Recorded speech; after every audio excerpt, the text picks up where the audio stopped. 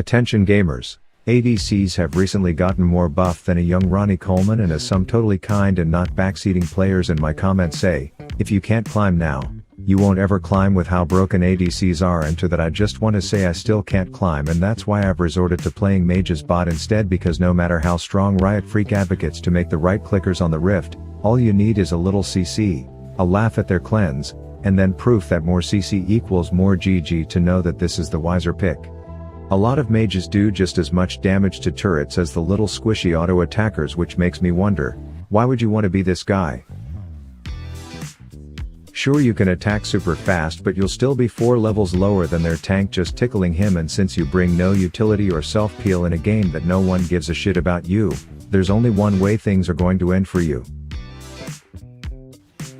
And in terms of being the team-wide damage in group fights, there's more than one way to milk a cat, so today I am going to show you a few double mage bot lanes that I've recently started playing to get the easiest and quite frankly the most fun wins I've had in a long time. So if you are pumped to see meta slaves mauled because mages make them melt, then please abuse my subscribe button until it turns blue, and let's get into the games.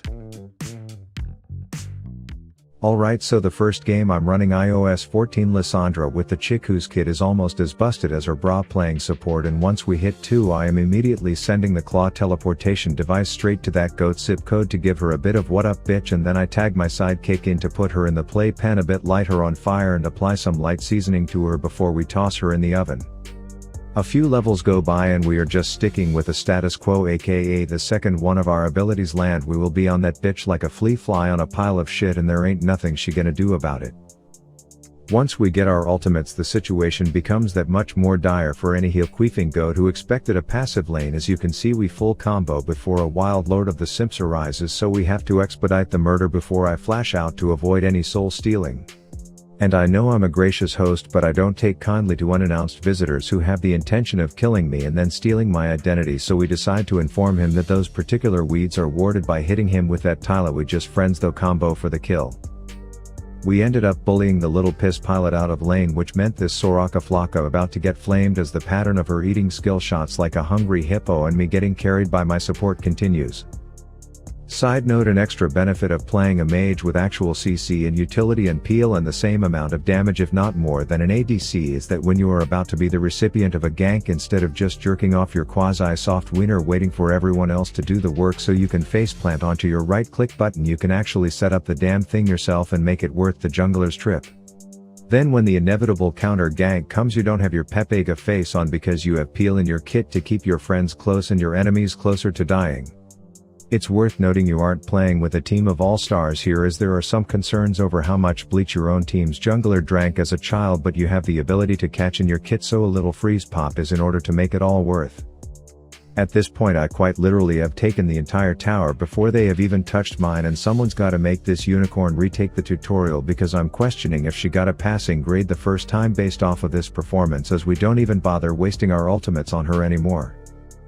The pattern of them getting slapped harder than someone who stole Bradley Martin's hat continues, as with our utility and our lead we aren't even worried about their jungler coming because the bot gap is reaching buck teeth levels, but it turns out their jungler heard me welcoming a visit, and I do have to admit I clenched my hypothermic ass cheeks for a second, but unlike an ADC I can take care of myself as he gets caught chasing in 4K. Then we head mid after getting bored of bullying bot, and typically if you are a fed ADC after laning phase you still need to respect the fact that the enemy has an assassin mid and a Viego who has a vendetta for you, but we have more chain CCs than a spam email, so the dude doesn't even get to cross off his bucket list touching a chick before he dies. At one point their mid laner figured he'd do the Fed Zed thing, you know, make Lux dead, but I promptly turned him into a Deadpool popsicle and informed him otherwise. We now had full control of their side of the jungle, so any Tom, Dick or Soraka who dared path through it was fin to get picked like a third grader's nose, as I was now legendary. My game plan now boiled down to search and destroy missions where I would just try and find that Amelia Earhart simp and then immediately head over there to show that even though an ADC may think take and cleanse will counter this bullshit, it will never be enough.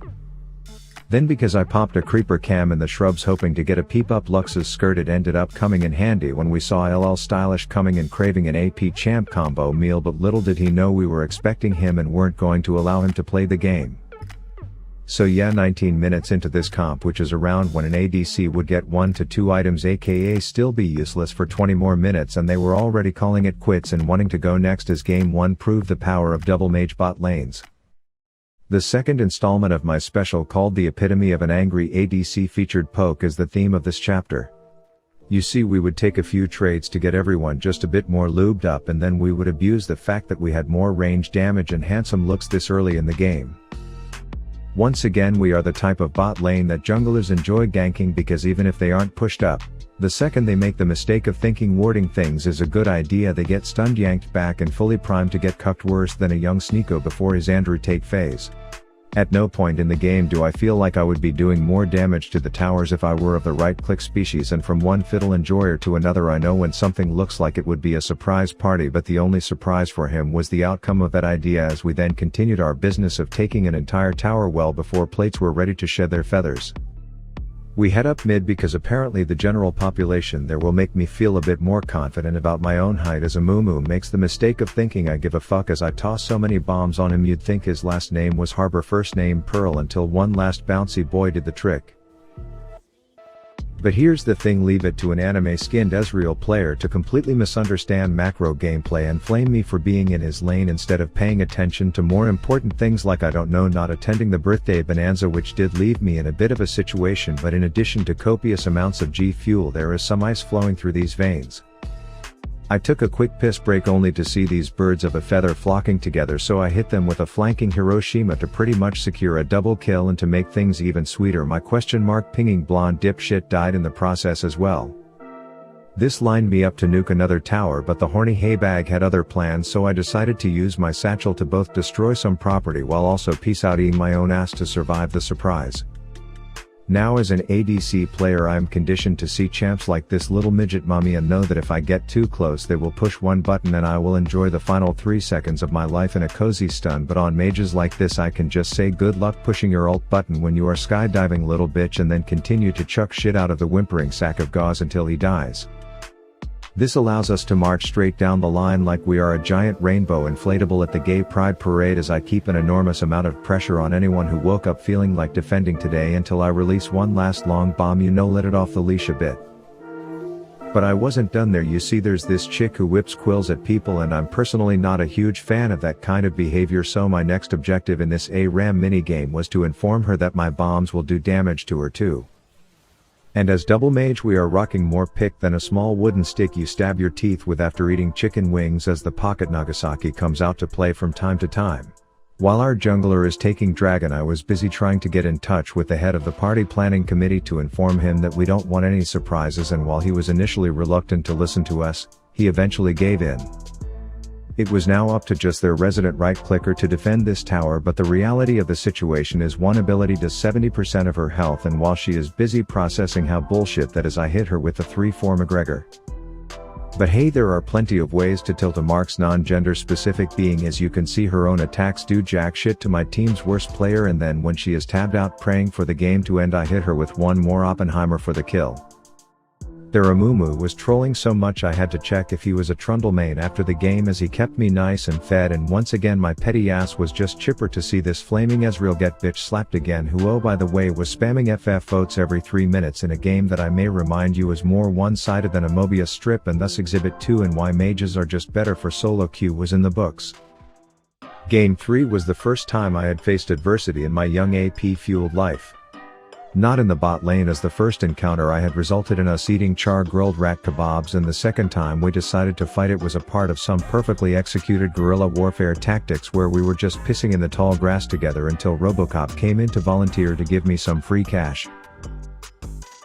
This issue in this game was largely around my team, who were about as dense as that paperweight Ludwig stream chat bottom, so it was going to be an uphill battle dealing with this cast of characters who were practically being fed intravenously from the idiots on my team, so I had to just take advantage of my lead and show appreciation for the reason I had it, this Orianna.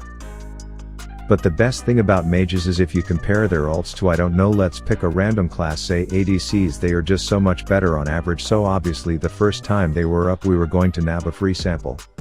Then to foreshadow a little bit more of the absolute bonobo apes that I was given as teammates, This mid lane Aatrox actually stole Drake with a fucking Q before ignoring the rest of us because he's conditioned already to know that this Zed will keep him nice and fed. Once he was a bard's fart from dying, I figured we would be able to take care of him, only to be proven wrong. But then I was absolutely certain that the second person we sent to check on things would be fine, only to be just jaw-droppingly perplexed as to what could have happened. But we in the bot lane stuck to our game plan of pushing a single button on their drunk pathing support every time the Soul Suck 9000 was off cooldown. When the extended families all came down to visit, we made sure to show off the fact that we had enough stuns and silences on us to be employed as mall cops, and the first time all the bad guys held hands and sang Kumbaya, I introduced myself as the person they will be focusing for the rest of the game. Their team's lanky Lucifer was fed as fuck, and I wasn't coy to the fact that he was rocking a half chub every time he saw me, so I had to flash him to keep him interested and then reveal that it was all a ploy to get his money. At this point I was averaging almost a kill per minute while my team was still miraculously losing on the team deathmatch scoreboard, so I just had to double down on exploiting this Oriana's intelligence in order to keep it close. But we had bigger problems in the fact that their solo laners were over here acting like they are the ones with their names on the lease to my own solo laners assholes, and I wasn't appreciative of the absolute disregard for boundaries in the form of my entire base, so one killed herself when she saw me, but the other one looked me in the eyes and said he was sorry papa before I finished him. The game was quite literally bot lane versus the world, but the thing is I was all for it, as no Yeti writing toddler was going to pose a threat to me, especially in the presence of the chick who has donated more cash to me than a Pokimane simp. Aatrox was continuing to run around the wrong parts of town while I was discovering why Tyler 1 is abusing this champ, because every spell at this point in the game burns more than your mouth after that first bite of a hot pocket before it's cooled off. But it was also around this time where I learned just how incredibly nourished we kept their team's top laner, and my first encounter with her was the exact moment that I realized we were losing this game. But I pressed on for the glory. Their Nunu may as well have been playing on a trackpad, so hanging with him was always a good time, and Origami over here was getting folded more than a papier-mâché duck. But the thing is, I finally had met my match as a mage, and facing a 69 kill Camille was where the line was drawn for me. Because on the other side of that line was also a 37 kill Aatrox, so unfortunately this last one was a prime example of how there's no I in team, but there are 4 I's in inting idiots, and for that, you should subscribe to my channel for more. Rav out.